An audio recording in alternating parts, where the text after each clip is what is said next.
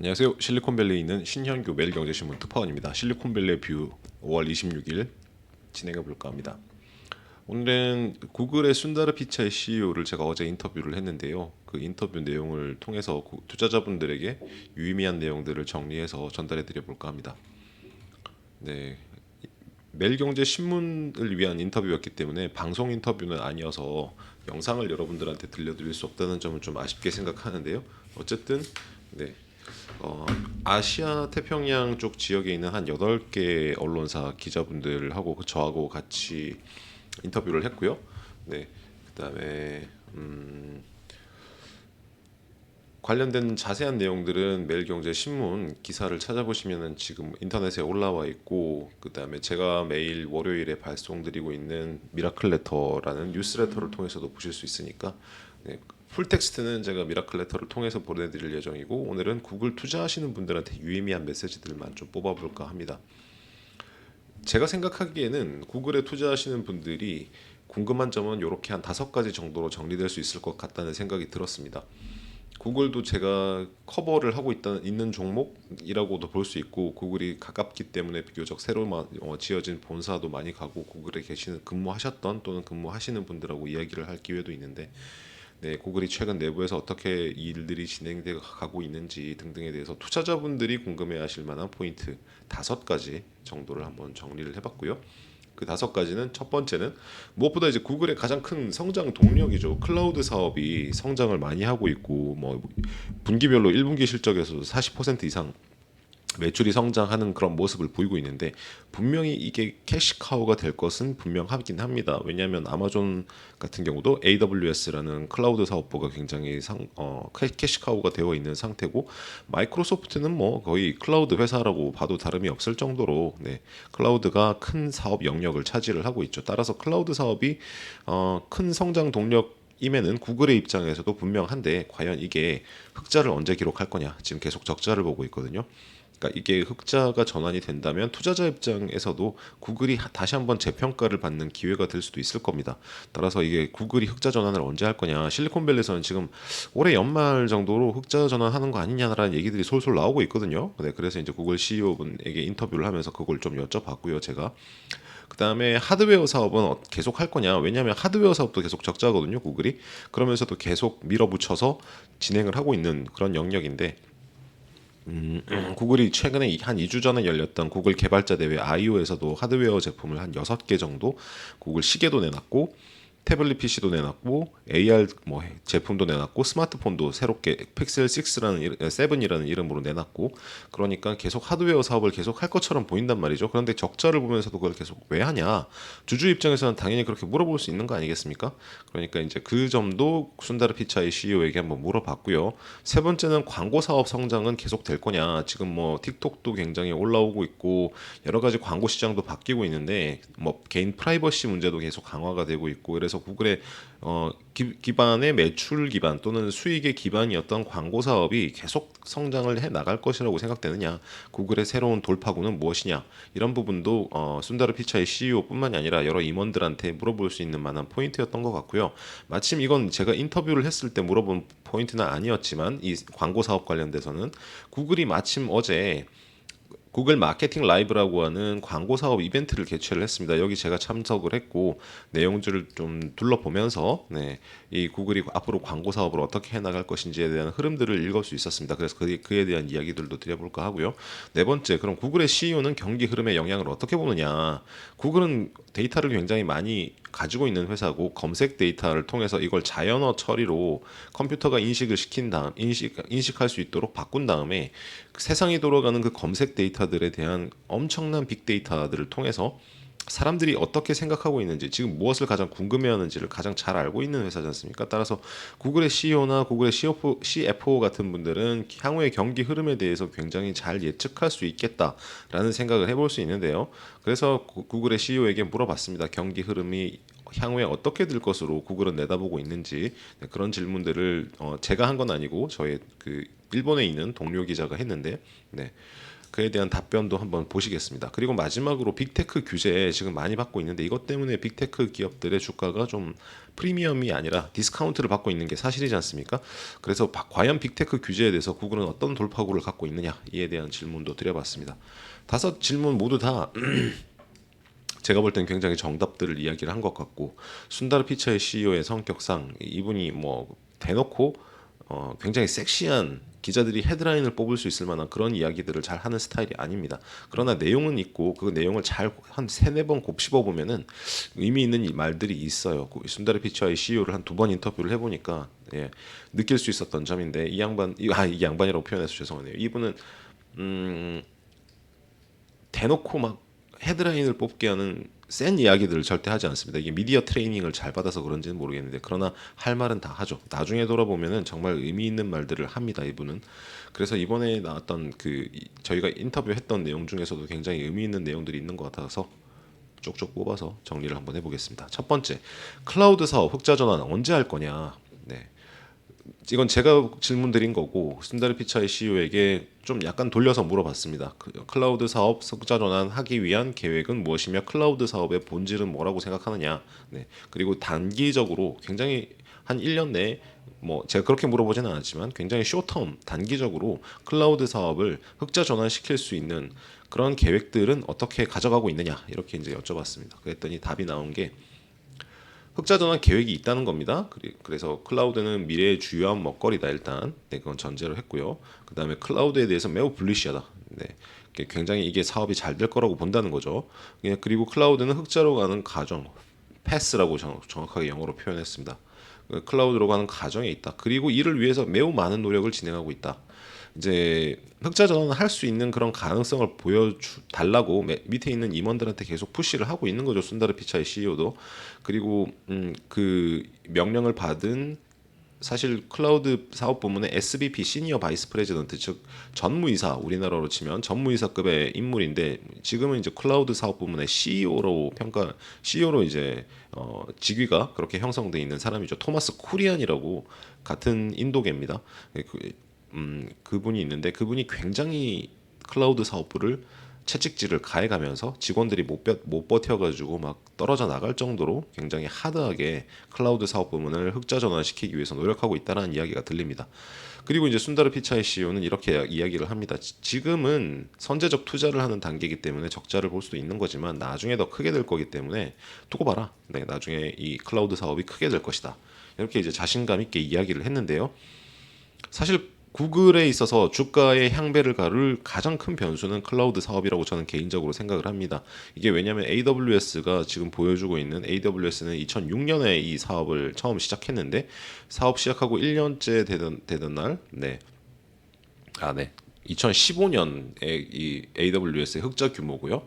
그다음에 2016년, 2017년, 2018년 이렇게 흑자를 계속 기록하고 있었습니다. 반면에 죄송합니다. 이런 클라우드 사업 부문의 성장을 보면은 AWS가 이렇게 과거에 성장했던 궤적을 보면은 구글도 비슷하게 흑자를 낼 수 있는 궤적을 만들 수가 있겠죠. 이게 같은 클라우드 사업이니까요. 그러나 구글의 클라우드 사업 부문은 현재 적자를 보고 있는 게 사실입니다. 이게 AWS랑 비교를 해봤을 때 구글 클라우드의 사업이 굉장히 안 좋아요. 이게 디인포메이션이라는 언론 매체에서 자체적으로 분석을 해서 비교를 한 건데 거의 비슷한 매출 규모를 냈을 때 이 AWS와 클라우드가 얼마만큼 이익을 냈는지, 이익과 적자를 냈는지를 비교를 한 겁니다. 매출은 비슷한데 AWS는 이익을 이렇게 많이 내고 있었고 굉장히 효율적이라는 거죠. 반면 구글 클라우드 같은 경우는 굉장히 비효율적으로 적자를 내고 있다라는 게 이 디인포메이션이라는 언론사가 지금 분석하고 있는 바입니다. 즉 AWS에 비해서 구글 클라우드가 같은 클라우드 사업 부문에 있지만 뭔가 사업을 잘 못하고 있다. 구글 클라우드가 그런 점을 꼬집고 있는 거죠.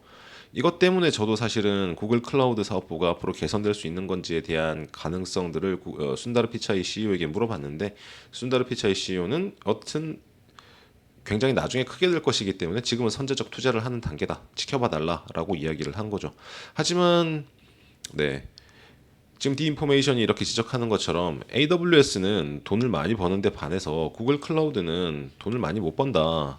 같은 매출을 올렸을 때 구글 클라우드가 훨씬 더 비효율적으로 돈을 많이 못 버는 구조를 가지고 있다. 이건 왜 그러냐?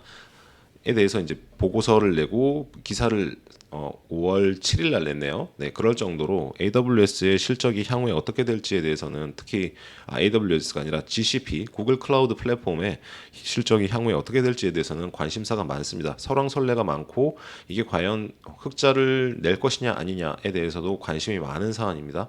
그런데 디인포메이션이 취재한 바에 따르면 토마스 쿠리안 구글 클라우드 CEO는 내부적으로 올해 연말까지 클라우드 사업부를 흑자 전환시킬 수 있을 것으로 전망을 하고 있고 그 목표로 직원들을 독려하는 중이라고 합니다. 하지만 디인포메이션이 분석하기에는 AWS나 애저만큼 마이크로소프트 애저만큼 구글 클라우드 플랫폼 GCP가 수익성을 기대하는 것이 그렇게 합리적이지 않을 수 있다. 그렇게 AWS만큼 수익이 날 거라고 기대하지 않는 것이 좋을 수도 있다라고 이제 분석을 하고 있습니다. 이유는 뭐냐면 첫째 후발주자이기 때문에 투자를 해야 될 것이 훨씬 더 많고 이유 두 번째는 마진이 비싼 제품이 그렇게 많지가 않다라는 겁니다. 구글 클라우드 플랫폼 같은 경우에는 뭐 워크스페이스랄지 뭐 굉장히 보안성이 강하고 여러 가지 특징들이 있죠. AWS에 비해서는. 하지만 AWS나 애저의 강점은 뭐냐면 인공지능을 사용할 수 있기 굉장히 편안한 앱들이 정말 많이 들어가 있는 앱의 생태계가 마치 애플 앱스토어나 구글 플레이처럼 형성되어 있다는 점입니다. 따라서 뭐 AWS나 애저 들어가면 뭐 양자 컴퓨팅도 쓸 수 있고 전 세계에 있는 위성 데이터들을 다 쓸 수 있는 그런 굉장히 다양한 솔루션들이 이미 AWS 안에 들어가 있죠. 즉 사용자 입장에서 클라우드로 할 수 있는 게 너무 많은 겁니다. 네. 단지 그냥 웹페이지를 만들어서 웹 호스팅을 하는 용도로만 AWS를 쓰는 게 아니라 머신러닝을 한다 할지 전 세계에 뭐 위성 데이터를 끌어와 가지고 그걸 가지고 재밌는 스타트업을 만든다 할지 또는 뭐 우리나라에 있는 다양한 스타트업들 예를 들면 뭐 많은 회사들이 그 뭐 리멤버 같은 명함 스캔하는 회사도 AWS를 쓰고 있는 걸로 알고 있고 네, 그런 여러 가지 아이디어들을 실제로 실현해낼 수 있는데 AWS가 굉장히 유용한 거죠. 물론 구글 클라우드 플랫폼이 그게 없다는 게 아니라 AWS가 훨씬 다양하다는 겁니다. 그렇기 때문에 마진이 비싼 제품이 없다는 게 바로 AWS보다 GCP가 훨씬 더 수익성이 안 좋을 수 있다는 이유라는 것이죠. 또 하나는 문화적인 요인도 있습니다. 구글은 원래 소프트웨어를 만드는 회사고 어떤 소프트웨어를 만드는 시점이 마감이 그렇게 많지가 않고 마감이 있다 하더라도 그걸 어겼을 때 처벌할 수가 있는 규정이 별로 없습니다. 왜냐하면 결국 구글은 굉장히 오픈된 컬처고 네. 직원들이 뭘 하든 간에 그냥 자유방임으로 어느 정도 내두는 자유와 책임을 강조하는 그런 문화이기 때문에 AWS처럼 하드웨어 문화가 좀 있어서 야 이건 마감 뭐 예를 들어 12월까지 해야 우리 이거 매년 라스베가스에서 발표하는 AWS의 리인벤트라고 하는 행사에서 우리 제품 짠하고 소개할 수 있으니까 마감 꼭 지켜. 안 그러면 너의 그냥 내보낼 거야. 뭐 이런 식으로 굉장히 강한 문화가 있거든요. 아마존에는. 그러니까 이런 문화적인 요인 그리고 마이크로소프트는 굉장히 관료적인 문화가 과거부터 있었고 물론 사티아 나델라 CEO가 오면서 그런 문화가 많이 바뀌었다고는 하지만 여전히 좀 선을 지켜야 되고 해야 되는 건 해야 되는 그런 문화가 있거든요. 따라서 이런 구글의 자유분방한 문화 이게 다른 AWS나 애저 같은 클라우드 플랫폼에 비해서 조금 마이너스 열세 요인이다라고 이야기를 하는 그런 분석 내용이 디인포메이션의 기사에 달렸습니다. 이런 상황 속에서 이제 구글 순다르 피차이 CEO는 그래도 우리는 흑자로 가는 과정에 있고 이를 위해 매우 많은 노력을 하고 있다라고 밝힌 거죠. 조만간 구글 클라우드 사업이 흑자 전환할 수 있다라는 기대감을 갖게 하는 멘트였습니다. 이게 언제가 될지는 모르겠지만 물론 장기적으로 본인들은 투자한다고 이야기를 하고 있지만 네, 굉장히 단기 내에 구글 클라우드 플랫폼은 흑자를 내기 위한 노력을 많이 하고 있다라는 뉘앙스를 충분히 주고 있는 그런 인터뷰 내용이었고요. 그 다음에 두 번째 여러분들이 궁금해하시는 포인트, 투자자분들이 궁금해하실 포인트는 하드웨어 사업을 계속 할 생각이냐인 것 같습니다. 여기에 대해서 순다르 피차이 CEO의 답은 이렇습니다. 구글만큼 독특한 하드웨어 전략을 가진 곳은 없다. 네, 삼성전자나 또는 뭐 화웨이나 중국의 오포, 비보 같은 그런 스마트폰 제조 회사들은 네, 그 스마트폰 제조의 완성도를 높이기 위해서 굉장히 많이 노력을 하지 않습니까? 애플 같은 경우도 심지어 네, 하드웨어가 먼저고 소프트웨어는 그 다음에 서포트를 하는 형식으로 지금 개발이 되고 있는데 구글은 거꾸로 인공지능이 가지고 있는 독특한 애플리케이션에서부터 시작해서 하드웨어 쪽으로 가는 그런 전략을 가지고 있다라는 게 이제 순다르 피차이 CEO의 설명입니다.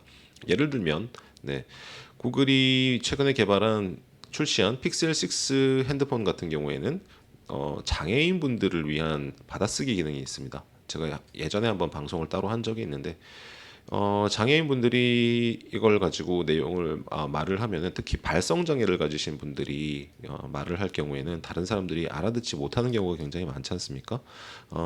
스티븐 호킹 같은 분들은 아예 말을 할 수가 없었죠. 그러니까 그런 분들이 말을 할 때는 굉장히 힘들고 알아듣기 힘든데 그거를 받아쓰기 형태로 받아 써서 사람들에게 보여주고 텍스트 문자 메시지나 카톡 같은 걸로 보내줄 수 있는데 그런 서비스들을 만들었고 그게 픽셀 6 핸드폰에 독점적으로 지금 제공이 되고 있는 것이죠. 그렇습니다. 그런 하드웨어 전략을 쓰고 있는 것, 결국 필요로 하는 사람들이 가장 많이 쓸 수 있는 애플리케이션, 서비스를 중심으로 해서 하드웨어를 거꾸로 개발해 나가는 전략. 네. 그게 바로 이제 구글이 취하고 있는 전략이라는 거고요. 이건 결국 AR 글래스로도 연결이 되어서 인공지능을 잘 실현시킬 수 있는 AR 글래스. 예를 들면 눈앞에 있는 사물을 잘 인식해가지고 사물과 함께 언어로 말로 동시에 검색을 해서 검색 결과를 글라스로 보여줄 수 있는 그런 경험들 이런 걸 제공해 줄 수 있다는 거죠. 최근에 구글이 아이오를 통해서 멀티 서치 기능이라는 걸 내놨거든요. 예를 들어서 제가 뭐 마트에 갔다 이치죠. 마트 앞에 눈앞에 여러 가지 제품들이 있는데 이 중에서 무엇이 내가 원하는 제품인지 검색하기가 굉장히 쉽지 않습니다. 그런데 AR 글래스를 끼고 여러 가지 제품들을 눈앞에 본 상태에서 이 중에 뭐 예를 들어 땅콩이 포함되어 있지 않은 그런 시리얼을 찾아줘. 나는 왜냐하면 땅콩 알러지가 있으니까. 그런 거를 찾아줘라고 하면은 바로 구글이 AR 글래스를 통해서 눈앞에 보여주는 거죠. 이 제품이 네가 원하는 제품이야라고 말이죠. 그런 형태로 그 백단에 있는 메커니즘에는 AR 글래스가 그 카메라를 통해서 여러 가지 있는 제품들을 다 스캔한 다음에 이 제품은 어떤 특성을 가지고 있고 이걸 인터넷을 통해서 검색을 하고 그 결과를 화면으로 보여주는 그런 여러 가지 기술들이 포함되어 있을 겁니다. 네. 그렇습니다. 그래서 그런 여러 가지 제품들을 구글은 왜냐하면 AR을 통한 검색이나 그 화면 검색, 그다음에 음성 인식, 자연어 처리 이런 기술들이 이미 다 발전되어 있는 상태이기 때문에 그걸 구현할 수 있는 글라스 하드웨어 기술만 갖다 붙이면은 끝이거든요. 예. 그러니까 상대적으로 구글이 이런 부분에 있어서 훨씬 강점을 가질 수 있다라고 이제 순다르 피차이 CEO는 이야기를 하고 있는 겁니다. 마지막으로 제가 물어봤습니다. 이제 구글은 하드웨어 서브 컬처가 없는 거 아니냐. 특히 아까 말씀드린 대로 자유분방한 그런 문화가 있기 때문에 구글에는 하드웨어 컬처가 없어서 과거에 LG전자가 이제 스마트폰 사업을 접었지 않습니까? 6년간 한 5조 원 정도의 적자를 보면서 그 사업을 접었는데 어, 한국에 있는 스마트폰 제조회사들은 삼성도 마찬가지고 그다음에 LG도 마찬가지인데 소프트웨어를 만들기에는 뭔가 문화적으로 맞지 않는 부분이 있었던 것 같아요. 그걸 토로하시는 분들이 많던데 LG전자 같은 경우도 뭐 그래서 OS 같은 경우에 결국 안드로이드를 쓸 수밖에 없었고 삼성도 계속 안드로이드를 쓰고 있죠. 근데 뭐 거꾸로 구글은 안드로이드에서부터 시작해서 하드웨어 쪽으로 지금 계속 가고 있으니까 구글 역시 똑같은 고민이 있지 않을까라는 생각이 듭니다. 왜냐하면 구글은 소프트웨어 중심의 문화를 가지고 있는 회사고 하드웨어 쪽으로 확장을 나가려면 그 완성도를 중시해 나가야 되는 문화, 마감 시간이 중요한 문화 이런 것들이 없을 수가 있거든요. 따라서 그런 문화적인 문제에 대해서는 어떻게 생각하느냐고 물어봤는데 순다르 피차이 CEO는 이렇게 답합니다. 구글에는 이미 하드웨어 컬처가 있다. 하드웨어 컬처가 있고 과거에 창업자분들부터 하드웨어 만드는 거 굉장히 좋아했었고 그다음에 지금 보면은 뭐 네트워크 서버 라우터 같은 것들도 구글이 스스로 만들고 있고 반도체도 스스로 만들고 또 뭐 넥서스 폰 같은 것도 부터 시작해갖고 오래전부터 하드웨어 계속 만들어 왔고 하드웨어 팀도 따로 있고 뭐 자체 서버도 우리가 스스로 만들고 뭐 이런 여러 가지 등등 구글에는 하드웨어를 만드는 컬처가 있다라고 이제 주장을 하시더라고요. 근데 뭐 과연 그런 건지 제가 지난번 방송 구글에 대한 분석을 할 때도 구글의 하드웨어 제조 컬처에 대해서 이게 조금 문제가 있을 수 있다라는 이야기를 드린 적이 있는데 과연 구글이 하드웨어도 잘 할 수 있는 문화를 만들어 나가고 있는 건지 그리고 그걸 정말 멋진 하드웨어 제품을 만들 수 있을 것인지에 대해서는 조금 의문시가 되는 게 아직 사실입니다. 그래서 저는 아직까지 잘 못 믿겠어요. 왜냐하면 이게 구글은 한 17년 동안, 2010년, 17년은 아니네요. 2010년부터 한 17개 정도의 제품들을 계속 만들어 왔는데 소프트웨어 중심 회사다 보니까 이게 계속 완성도가 그렇게 높지가 않았거든요. 그렇습니다. 그러나 구글이 하드웨어 사업을 계속 한다는 것은 굉장히 유의미한 시그널인 것 같습니다. LG가 6년 동안 5조 원의 적자를 보고 사업을 접었지만 구글은 계속 뭐 분기당 뭐 30조 원 이상의 흑자를 계속 보고 있는 회사니까 아이고 뭐 네, 5조 원 적자를 보는 것 정도야. 네. 껌이죠. 네. 그러다 보니 구글 같은 경우는 그 적자에 그렇게 연연하지 않으면서 하드웨어 사업에 계속 투자를 하고 있습니다. 특히 순다르 피차이 CEO는 이번 인터뷰를 통해서 구글이 하는 거를 두 가지로 요약했어요. 구글은 어떤 비즈니스를 하는 회사냐라고 물어봤을 때 그냥 본인이 이제 이야기를 한 건데 세상의 정보를 엮어서 지식으로 만드는 것이 우리가 하는 일이다. 첫 번째, 그게 하나가 있고, 그렇게 만든 지식을 더 많은 사람들에게 전달하는 게 우리의 목표다. 그래서 스마트폰으로 이걸 전달하는 데는 한계가 있다는 겁니다. 예를 들면 뭐 장애인분들이 스마트폰을 사용할 때뭐 예를 들면 뭐 손이 없으신 장애인분들은 그걸 어떻게 사용을 하겠습니까? 지식을 구글이 만든 지식을 전달하는 데 있어서 네. 뭔가 한계가 있는 거죠. 그러니까 더 많은 사람들, 특히 발성이 되지 않는 뭐랄까요? 그걸 옛날에는 벙어리라고 표현했는데 발성 장애라고 표현을 할게요. 네, 그런 발성 장애가 계신 분들이 뭔가 스마트폰을 사용하거나 뭐 또는 여러 가지 디지털 기기들을 사용할 때 문제가 있는 게 사실인데 그 발성 장애를 가지신 분들이 전 세계에 뭐 예를 들어 1억 4억 명 정도 된다고 하거든요. 네. 그러니까 굉장히 많은 고객들이 여전히 그런 인터넷에 접속하지 못하고 디지털의 혜택을 제대로 보지 못하고 구글이 만들어 놓은 인터넷상의 지식들을 전달받지 못하는 그런 문제들이 있는 거죠. 뭔가 컴퓨터와 의사소통이 원활하지가 않은 겁니다. 그러니까 그런 분들을 위한 여러 가지 솔루션들을 지금 구글은 계속 개발하고 있고 그렇게 가기 위한 더 많은 지식들을 더 많은 사람들에게 전달하기 위해서 하드웨어가 자기들에게 있어서는 중요한 도구이기 때문에 하드웨어 사업을 그만둘 생각이 없다. 이렇게 이야기를 하고 있는 거죠. 세 번째 궁금한 포인트는 광고 사업 성장은 계속 지속될 것인가인 것 같습니다. 네. 이거는 순다르 피차이 CEO에게 물어본 게 아니라 어제 있었던 구글의 마케팅 라이브라고 하는 구글 광고 사업부의 이벤트가 있었습니다. 여기에 제가 직접 참석을 했고 거기서 들은 이야기인데요. 구글은 이제 유튜브 쇼츠 동영상 광고를 시작할 예정입니다. 이건 굉장히 큰 뉴스라고 저는 개인적으로 생각이 되는데 그동안 유튜브 쇼츠는 광고를 받지 않았거든요. 물론 누구나 다 여기서 유튜브가 광고를 시작할 거라는 걸로 예상은 하고 있었죠. 근데 틱톡을 잡아야 되니까 구글은 당분간 광고 없이 쇼츠 컨텐츠, 쇼폼 동영상 컨텐츠들을 계속 제공을 하면서 이거에 대해서 이제 계속 트래픽이 얼마나 올라오는지를 본 겁니다. 근데 최근에 보면은 이 트래픽이 많이 올라온 거죠. 1년 동안 4배 성장을 했고 매일 300건의 유튜브 쇼츠 영상이 조회되고 있고 이거 엄청나게 막 트래픽이 급격하게 올라오니까 네, 구글 입장에서도 이걸 모니타이즈 해야 되겠다. 이걸 돈으로 만들어야지라고 생각을 하고 있는 겁니다. 이건 투자자분들에게는 어떤 영향을 미칠 수 있냐면 이게 시작이 연말부터 시작되거든요. 그러니까 구글이 한 내년 정도 되면은 유튜브 쇼츠의 그 동영상 광고 실적이 잡힐 겁니다. 네, 그러면 그게 굉장히 빠르게 올라올 거예요. 제 생각에는 이게 틱톡보다 오히려 더 파괴력이 높다라는 이야기들도 최근에 많이 나오고 있고 구글 내부에서도 이게 굉장히 고무적인 상황이거든요.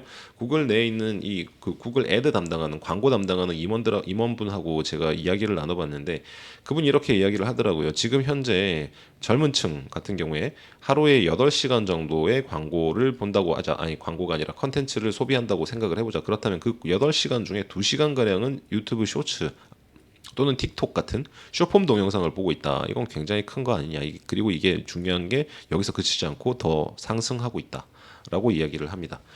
그리고 구글은 쇼츠 광고, 유튜브 쇼츠에 어떤 예를 들어 어떤 뭐 샴푸 광고를 하고 싶은 사람이 쇼츠 동영상 광고에다가 중간중간에 이제 광고를 삽입하겠다고 구글에다가 돈을 내겠죠. 그러면 그 돈 낸 게 유튜브 쇼츠에만 유튜브 앱을 통해서 나오는 그 쇼츠에만 노출이 되는 게 아니라 일반 검색 광고에도 노출시킬 예정이라고 합니다. 그래서 예를 들어 우리가 뭐 샴푸라는 키워드로 검색을 했을 때 키워드 검색 광고로 여러 가지 광고 회사들의 그 검색 결과가 처음에 뜨지 않습니까? 그리고 밑에 보면 최근에 구글 검색 결과에는 유튜브 영상도 뜨는데 그 밑에 보면은 유튜브 쇼츠 광고도 뜰 거라는 겁니다. 그래서 짧게 아주 광고를 볼 수 있는 샴푸 광고를 볼 수 있는 그런 것도 연말부터 시행을 할 예정이라고 하고요.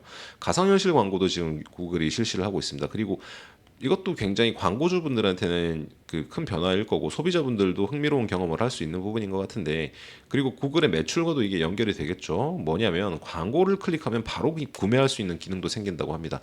이건 뭐냐면 기존에는 구글에서 상품을 검색을 했을 때 예를 들어 자전거를 검색했다고 치죠. 그러면 자전거의 검색 결과로 여러 가지 제품들의 광고가 뜹니다. 네, 뭐 A라는 그 자전거 업체가 광고한 거, B라는 업체가 자전거 업체가 광고한 거 이런 게 쭉 뜨는데 그걸 구매하려면 그 광고하는 회사의 홈페이지에 들어가서 구매를 해야 됩니다. 즉 구글의 검색 결과에 결제창이 연결되어 있지 않은데요. 구글은 향후에 어떻게 하겠다는 거냐면 이건 뭐 미국에서만 일단 실시한다고 하는데 그 광고를 클릭하면 바로 구매할 수 있는 기능도 제공할 거라고 합니다. 그러니까 뭐 아마존 같이 하겠다는 거죠. 한마디로 얘기해서. 네. 아마존이 상품 검색하면은 그거 클릭하면은 뭐 자기 장바구니에 담을 수 있고 그 장바구니를 바로 다 결제해 가지고 주문할 수 있지 않습니까? 그것처럼 만들겠다는 겁니다. 구글을. 이거 역시 구글의 광고 사업에 굉장히 큰 영향을 미칠 수 있을 것 같은데요. 네.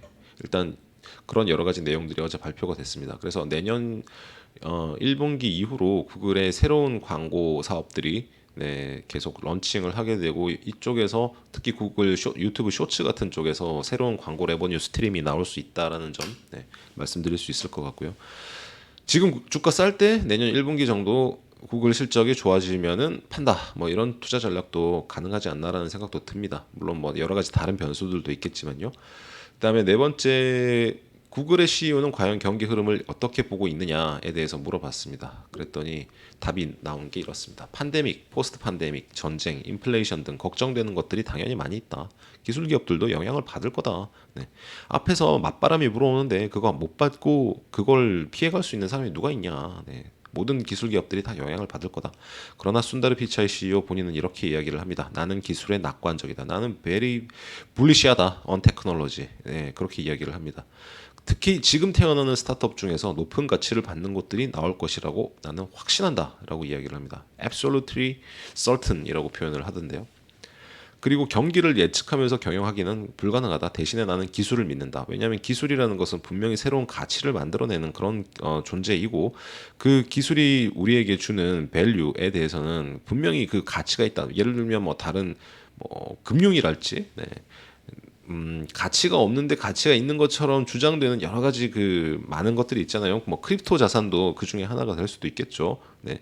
물론 뭐 크립토 자산이 나중에는 가치를 만들어낼 수도 있겠지만 지금은 뭔가 없는 것을 허상을 쫓아가지고 막 쫓아가는 그런 것들이잖아요. 근데 그러나 순다르 피차이 CEO는 뭐 예를 들면 인공지능 기술이랄지 네.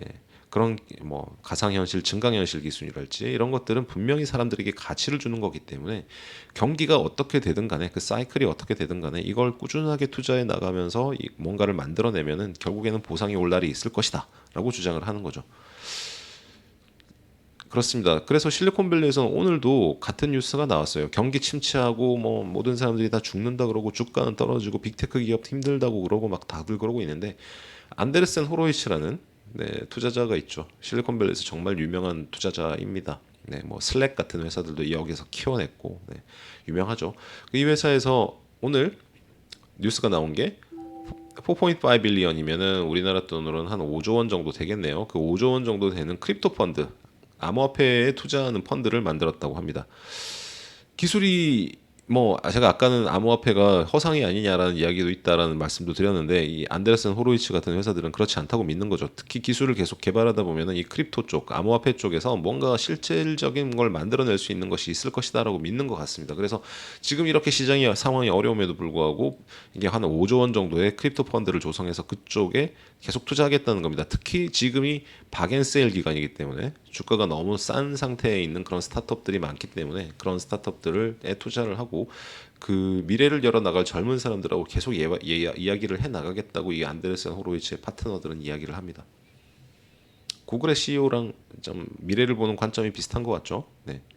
특히나 구글 입장에서는 최근에 그 경기 흐름이 나쁘지가 않습니다. 네.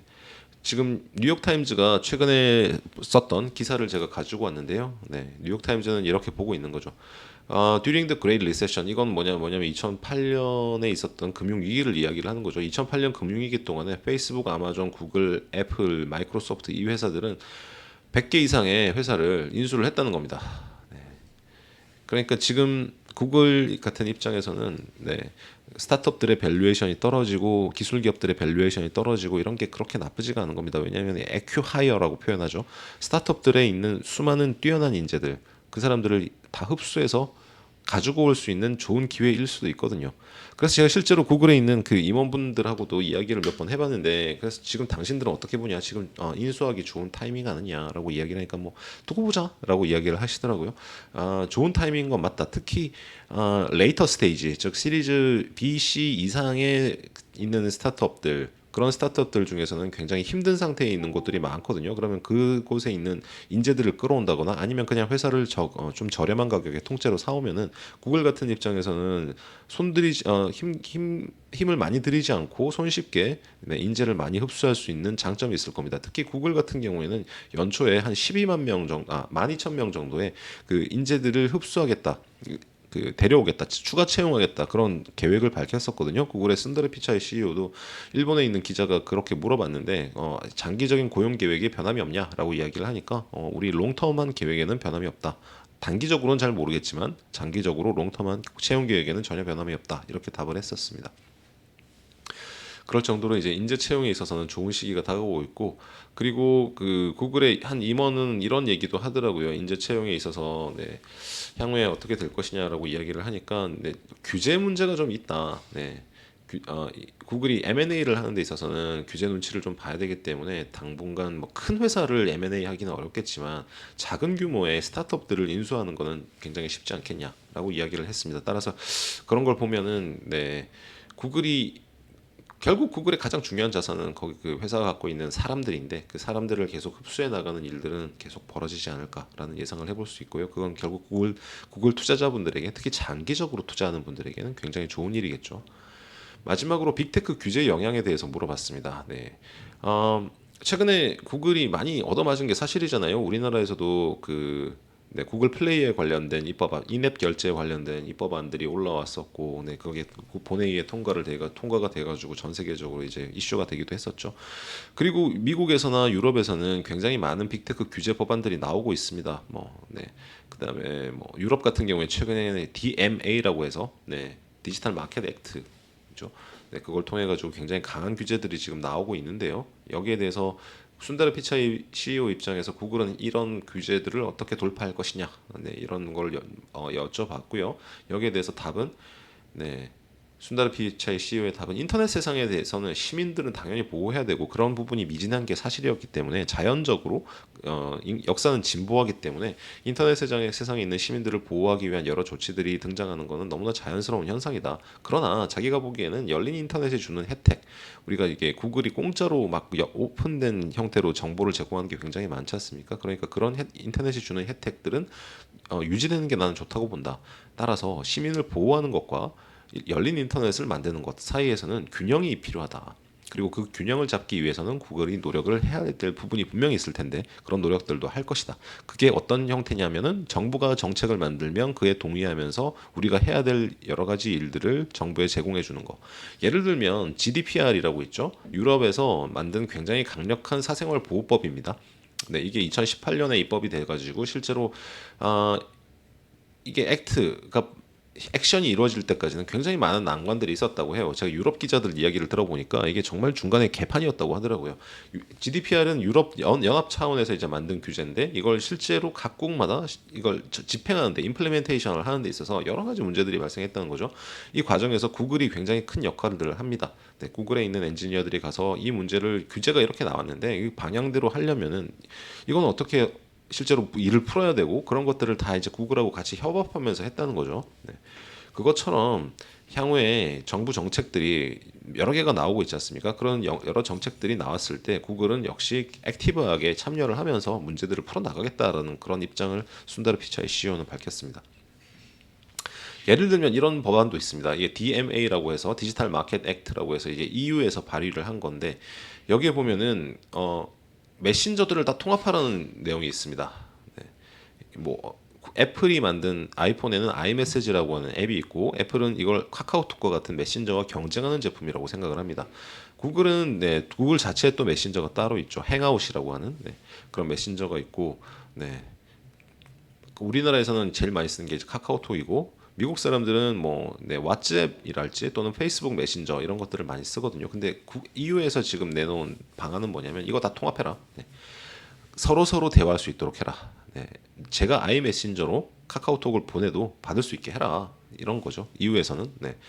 그래서 이후에 있는 사람들은 자기들이 어떤 메신저를 쓰건 간에 다른 사람들한테 메신저를 뭐 이렇게 바꿔가지 않으 앱을 교체하지 않으면서 보낼 수 있도록 하는 그런 네, 방안을 지금 강구를 하라고 한 겁니다. 근데 이게 불가능하다고 해요. 거의 사실상 이걸 만들 수가 없다라고 애플 사람들은 이걸 가지고 불평불만을 엄청나게 하고 있습니다.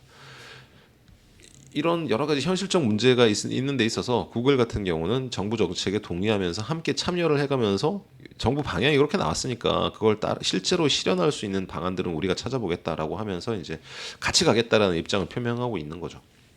반면에 순다르 피차이 CEO는 부작용을 보이는 정책, 이게 unintended consequences를 보인다고 이야기를 순다르 피차이 CEO는 그렇게 표현을 했는데, 의도하지 않은 그런 결과를, 나쁜 결과를 낳을 수 있는 그런 정책에는 목소리를 분명히 높일 것이다라고 이야기를 했습니다. 그래서 결국 빅테크 규제에 있어서 구글은, 순다르 피차이 CEO는 영향이 있을 거다라는 걸 분명히 밝히고 있는 것 같고요. 그러나 그 영향에 있어서 우리한테 최대한 유리하게끔 정부가 못하는 부분들에 우리가 실질적으로 참여해 나가면서 우리한테 최대한 피해가 가지 않는 그런 여러 가지 솔루션들을 찾아내겠다라는 걸로 읽을 수가 있는 것 같아요. 그걸 보면 이제 굉장히 스마트하죠. 영리하게 빅테크 규제를 잘 타고 넘어서 네, 회사의 가치를 계속 높일 거라는 그런 이야기를 하고 있는 걸 들을 수 있었고요. 이런 한 5가지 포인트들을 쭉 보면서 제가 종합적으로 드는 생각은 뭐냐면, 클라우드 사업 흑자 전환 언제 할 거냐, 할 것 같다. 근데 굉장히 조만간 할 것 같다라는 생각이 들었고요. 하드웨어 사업은 이제 클라우드 흑자 전환 시기를 굳이 물어보신다면 한 내년 정도는 되지 않을까라는 생각이 들고, 네, 이거는 뭐 러프한 짐작입니다. 그다음에 하드웨어 사업은 계속 할 거냐, 이건 적자 보면서도 하드웨어 사업 계속한다. 그리고 지금 현재 LG 같은 회사들이 시장에서 빠져나갔고, 네, 뭐 중국계 회사들이 여전히 약진하고 있는 상태고, 애플도 계속 잘 되고 있는 상태지만 AR 글라스 같은 새로운 폼팩터들이 등장했을 때는 어떻게 될지 모른다. 따라서 이제 계속 적자를 보고 있는 하드웨어 사업 부문이지만 구글에 뭔가 한 방이 있을 수 있을 것 같다. 특히 그 기점이 AR 글라스라고 하는 그런 새로운 폼팩터의 시점이다라고 생각이 되고요. 광고 사업 성장, 이건 내년 1분기 이후에 굉장히 급격하게 성장할 수 있는 모멘텀이 지금 발생한 것 같다라는 말씀을 드릴 수 있을 것 같습니다. 그리고 경기 흐름 영향, 구글은 크게 연연하지 않는다. 우리는 할 일을 한다. 그냥 묵묵히 우리가 개발할 기술 개발할 뿐이다. 라는 걸 이야기하는 거 보니까 굉장히 좀 믿음직하다는 생각이 들었고요. 빅테크 규제 영향 역시 굉장히 중요한 문제이긴 하지만, 그리고 구글 입장에서는 스스로의 매출이 줄어들 수 있는 굉장히 큰 영향이긴 하지만 현명하게 타고 넘을 것 같다. 네, 대비를 굉장히 많이 하고 있고, 네, 영리하게 판단할 것 같다라는 생각이 듭니다. 이런 걸 종합해 봤을 때 구글에게는 나쁜 점들이 있어요. 물론 경기 침체의 영향과 뭐 규제 영향 이런 것들이 분명히 있겠지만, 네, 내년 상반기 이후에 굉장히 기대가 되는 회사라는 생각이 저는 개인적으로 들었습니다. 인터뷰를 하다 보니까 말이죠. 물론 이 하드웨어 사업이 뭐 얼마만큼 성장할지, 클라우드 사업이 정말로 흑자 전환을 할지에 대해서는 알 수가 없습니다. 특히 구글의 컬처가 이런 클라우드나 하드웨어 사업 쪽에 적합한 컬처가 아니라는 지적들은 지금 계속 나오고 있거든요. 그런 부분을 감안을 하더라도 방향 자체를 굉장히 잘 잡고 있고 판단 자체를 굉장히 잘하고 있다는 층에서는 구글이 점수를 좀 주고 싶은 게 사실이에요. 네. 그래서 여러 가지 빅테크 회사들을 제가 지금 보고 있지만 구글은 굉장히 안정적이고, 네, 어떻게 보면 야, 이렇게 너무 정답만 가지고 경영을 해도 되나라고 싶을 정도로 잘 해나가고 있고, 특히 틱톡이라는 굉장히 파괴적인 도전자가 등장했을 때 유튜브가 그걸 조용히 눌러버리는, 네, 자기들이 기존에 갖고 있는 걸 너무 잘 활용을 해서 유튜브에 지금 올라와 있는 수많은 영상들을 그냥 숏폼 형태로 바꾸기만 해도 되는 형태로 그렇게 여러 편리한 솔루션들을 제공해 나가면서 현명하게 도전자를 응대해 나가고 있는 걸 보면 아직까지도 굉장히 힘이 강한 챔피언이고 건재하다라는 걸 느낄 수 있었습니다. 네. 그런 말씀을 드리면서 오늘의 매경 월가울부, 제가 4시에 또 인터뷰가 있어가지고, 네, 여기 시간으로 4시고 한국 시간으로 오전 8시에 또 인터뷰가 있고, 박용범 특파원이 네, 오늘 할 말이 좀 많다고 해서 녹화 방송으로 진행을 드렸는데요. 궁금한 점 있으시면 댓글에 남겨주시면 답변 드리겠습니다. 그럼 오늘 방송 여기서 마치겠습니다. 감사합니다.